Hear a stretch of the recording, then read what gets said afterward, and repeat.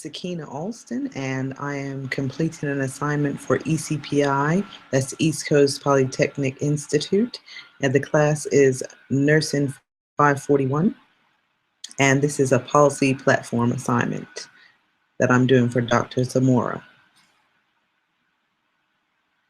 I'm an N student at ECPI University.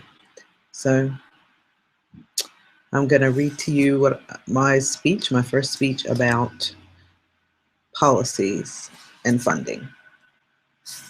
The nursing shortage in North Carolina is projected to be at 9,000 by 2015, but it is expected to increase to 18,000 by the year 2020. North Carolina nursing workforce. Collaborative efforts from groups such as the North Carolina Institute of Medicine, North Carolina Nurses Association, the NC Center for Nursing, the NC Area Health Education Centers Program, the NC Board of Nursing, and the North Carolina Hospital Association manifest vested interest to resolve the imminent nursing shortage crisis. North Carolina Nursing Workforce 2004. It was the North Carolina Institute of Medicine that created the North Carolina nursing workforce to study the factors linked to the growing nursing shortage. The studies found that there is a mere 6% of registered nurses in North Carolina that are male. North Carolina Nursing Workforce 2004. Nurses in North Carolina report that increase in pay commensurate with national averages and better benefit packages would entice them to remain in the nursing profession and would alleviate the high turnover rates. As the new graduate nurse gains experience and matures at the same time, aspects of personal life find room for thought, and oftentimes family planning commences. In order to retain the experienced nurse, I propose a childcare program at area hospitals, a benefit that would allow the valuable experienced nurse to ascertain quality and cost-effective childcare at the same time as keeping his or her children close to the working nurse parent. The theory is that once a nurse starts a family, he or she works less hours to avoid paying childcare costs and to focus more on raising his or her own family. This is a great loss to the workforce. Retaining these nurses and diminishing disruption of the career path by getting nurses to return to work sooner after starting families and having additional children will facilitate career growth and the nurse satisfaction and retention rates. Targeting nurses of childbearing age, who by default are likely to be female, provides great opportunity to develop programs which would entice working parents to not only enter the nursing workforce, but also to remain in it once life took its natural course.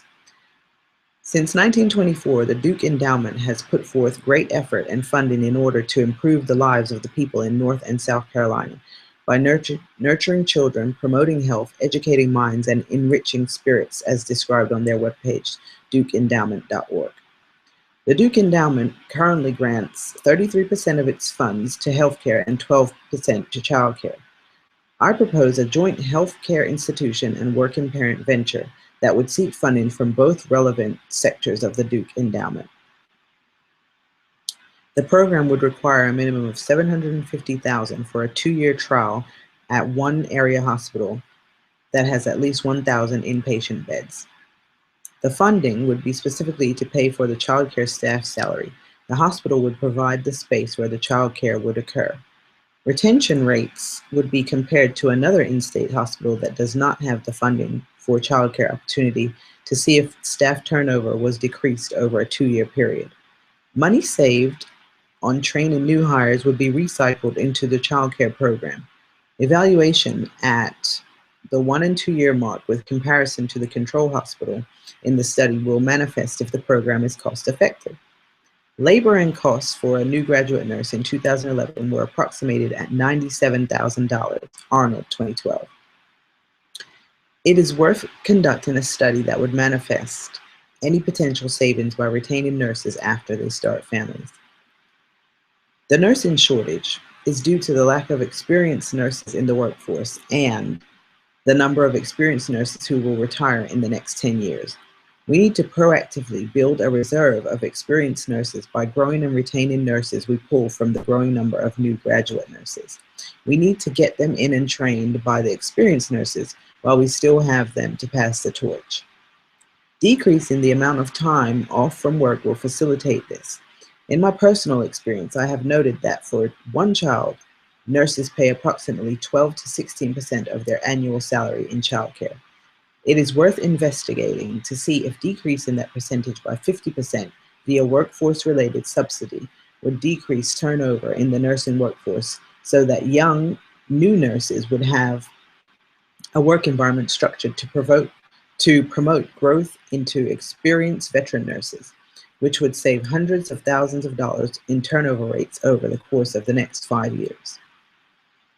Currently, legislative focus on decreasing the nursing shortage is aimed at minimizing nurse-to-patient ratios, limiting overtime hours, and providing funding for education of new nurses, and factors contributing to the nursing shortage that are that young women enter the registered nurse profession and factors contributing to nursing shortage are that less young women enter the registered nurse profession as other viable options are available to them. Compounding the issue of the nursing shortage is that over a third of the nursing workforce is 40 years old or older. Pedigaria, Tanaz, and Gerard Anderson, 2007. A policy to subsidize childcare for nurses would entice young people to enter the nursing profession and be retained in it and remain active full-time employees even after they have children. Hospitals that participate in this childcare subsidy initiative and build on-site childcare will restructure the work environment for nurses by providing a work environment that is considerate of the long hours and stress involved when a parent has to take time away from their family to care for other families.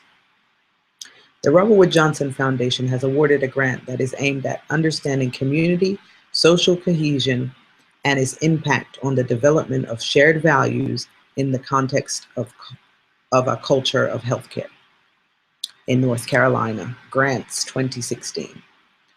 A grant similar to this one would be helpful in providing funding to explore the childcare subsidy policy posited today. The Robert Wood Johnson Foundation and the Duke Endowment are sensible and potential funders who have exhibited vested interest in the efforts to help retain nurses in the profession. That's my speech. Hope you enjoyed it. Thank you and have a great day.